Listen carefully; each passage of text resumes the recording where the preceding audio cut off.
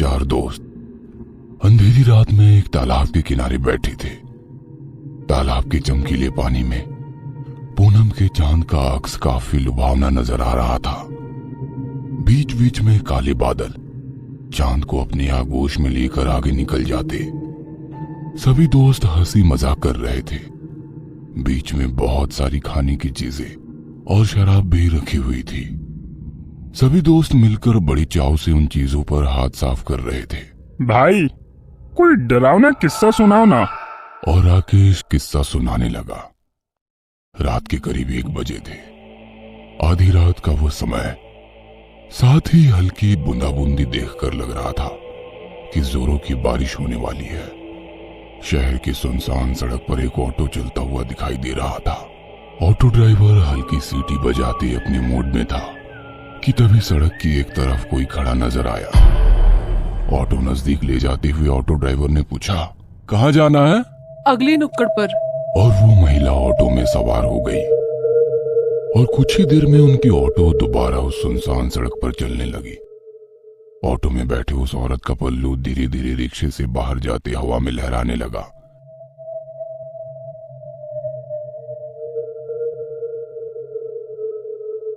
Madam जी, आप कहीं job करती हैं क्या? नहीं तो क्यों? मतलब आप इतनी रात को इस सड़क पर खड़ी थी, इसलिए पूछा। वैसे आपको जाना कहाँ है? आगे नुक्कड़ पर जो पीला बंगला है ना, मैं वहीं रहती हूँ।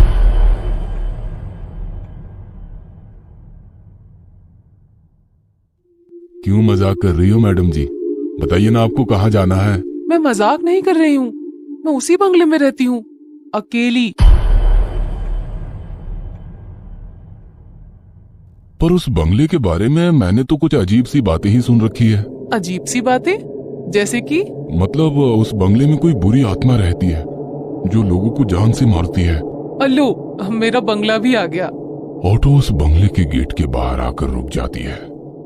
ऑटो वाला धीरे से अपना सर ऑटो से बाहर निकालकर बंगले की ओर देखता है। बंगला काफी अजीब डरावना लग रहा था, जैसे कोई वीरान खंडहर हो। ऑटो से नीचे उतरकर वो महिला अपनी पर्स टटोलने लगी। भैया 2 मिनट रुको, मैं पैसे लेकर आती हूँ। इतना कहकर वो औरत गेट खोलकर बंगले के भीतर चली गई। ऑटो ड्राइवर के पास रुकने के अलावा कोई चारा ना था। वो डरा सहमा सा उस बंगले को निहार रहा था।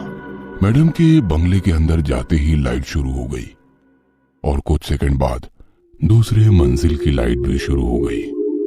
उस औरत ने खिड़की का पर्दा सरकाया और ऑटो वाले से कहा, भैया 500 का छुट्टा है ना? उसकी आवाज सुनकर ऑटो ड्राइवर ने कहा, जी हाँ मैडम जी, छुट्टा है मेरे पास। इतना कहकर ऑटो ड्राइवर अपने पॉकेट में से छुट्टे पैसे निकालकर गिनने लगा कि तभी उस औरत का हाथ उसके सामने आ गया, जिसमें 500 रुपए थे। हाथ पूरी तरह से सफेद पड़ चुका था। ऑटो वाले ने उस औरत की तरफ देखा और उसकी जुबान जैसे हलक में अटक गई, क्योंकि वो औरत अभी भी बंगले के भीतर खिड़की में खड़ी थी। उसका लंबा हाथ बंगले से निकलकर उस ऑटो ड्राइवर के पास पहुंच चुका था। उस औरत की लाल आंखें उसे लगातार घूरे जा रही थी।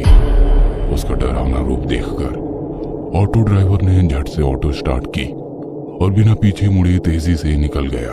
अरे फिर उस ऑटो ड्राइवर का क्या हुआ? क्या होना था? ऐसा खौफनाक दृश्य देखकर अगले 8 दिन तक बुखार से घर के बिस्तर पर पड़ा रहा। ये घटना बचपन से सुनता आया हूँ, कोई नया किस्सा सुनाओ यार। यार फिर भी ये काफी डरावनी घटना थी, विजू ने कहा। और कोई डरावना किस्सा बताओ ना। इस अंधेरी रात में डरावने किस्से सुनने में बड़ा मजा आता है। ठीक है तो सुनो। एक लड़की रोज सुबह जल्दी उठकर गांव के इकलौते कुएं में पानी भरने के लिए जाती थी। सूरज निकलने के बाद भीड़ होने के कारण वो सूरज निकलने से पहले ही कुएं में पानी भरने के लिए पहुंच जाती। उस दिन भी वो सवेरे सवेरे कुएं पर पानी भरने के लिए पहुंची। अभी भी काफी रात थी। कुआं गांव से थोड़ा दूर होने के कारण एक कच्ची सड़क से जाना पड़ता था। लड़की कुएं के पास पहुंची और बाल्टी कुएं में गिरा दी। कुएं से एक बाल्टी पानी निकालकर वो अपने बर्तन धोने लगी। रात के सन्नाटे में उसकी चूड़ियों की खनक साफ साफ सुनाई दे रही थी। पूनम का चांद अभी पश्चिम दिशा की ओर झुक रहा था।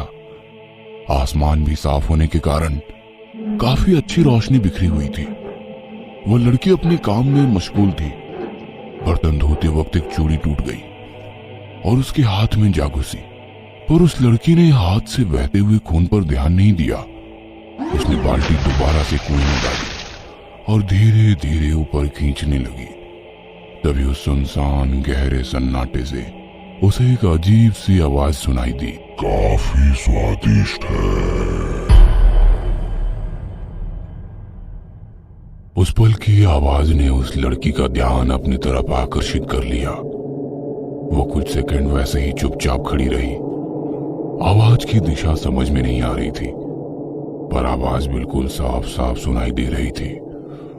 और दोबारा वही आवाज उसके कानों में गूंज उठी, काफी स्वादिष्ट है। वो चारों तरफ अपनी नजरें घुमाते हुए बाल्टी को ऊपर की ओर खींचने लगी। बाल्टी ऊपर आ गई। उसने बाल्टी उठाई, पर बाल्टी के अंदर का पानी काफी गंदा नजर आ रहा था। उसने धीरे से बाल्टी के पानी में हाथ डाला।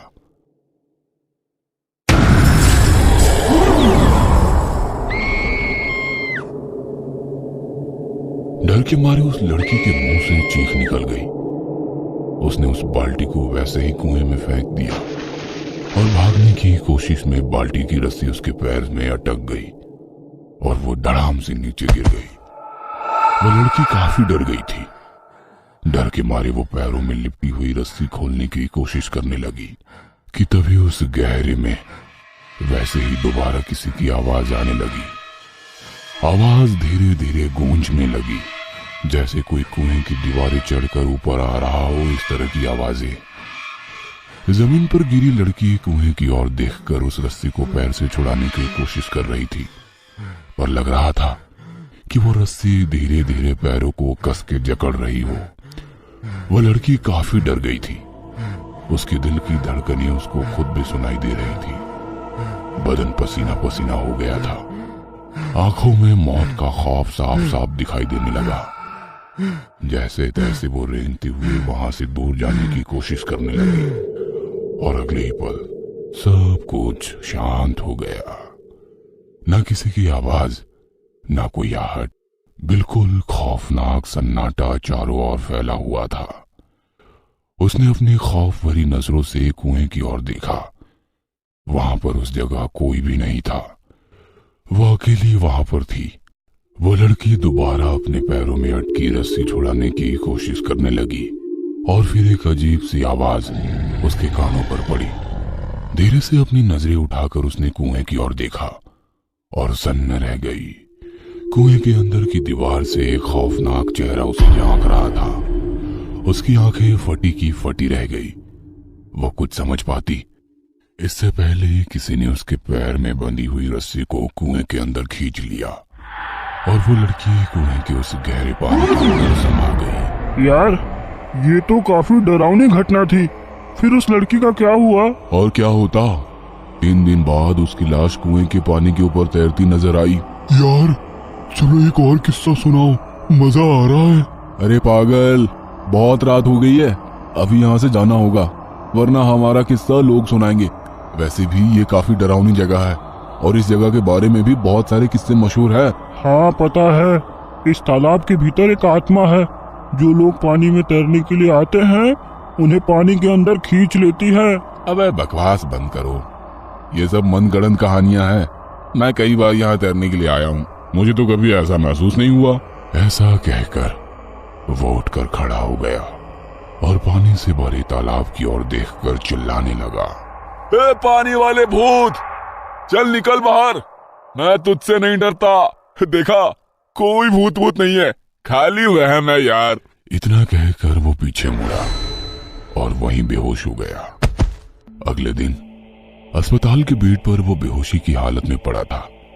उसके पास माँ और पिताजी गुमसुम से बैठे थे कि तभी उसे होश आ गया। पास खड़े डॉक्टर ने पूछा, अब कैसी है तबीयत? ठीक हूँ डॉक्टर साहब। वैसे हुआ क्या था? चारों की काफी गहरी दोस्ती थी। महीने में एक बार वे खाना पकाकर मस्ती करने उस तालाब के पास जाते थे। 2 महीने पहले भी वह तालाब के पास पहुंचे। हमारा राकेश उस दिन थोड़ी देर से पहुंचा, पर वहां पहुंचने के बाद देखा तो तालाब के पास उसके दोस्तों का सारा खाने का सामान बिखरा पड़ा था। उसने सबको फोन किया, पर किसी का भी फोन नहीं लग रहा था। वो परेशान होकर घर वापस आया। और उसके दोस्त? सभी की लाशें 2 दिन बाद पानी में तैरती मिली। पुलिस कहती है एक दूसरे को बचाते वक्त सभी डूब गए, पर कहते हैं कि तालाब के अंदर के पिशाच ने सबको निगल लिया। मेरा बेटा महीने में एक बार खाना बनाकर तालाब के किनारे अपने दोस्तों को मिलने जाता है। उसका मानना है कि वे सब आज भी जिंदा हैं। पता नहीं ये सब कब खत्म होगा। और नम आंखों से उसने अपने बेटे की तरफ देखा।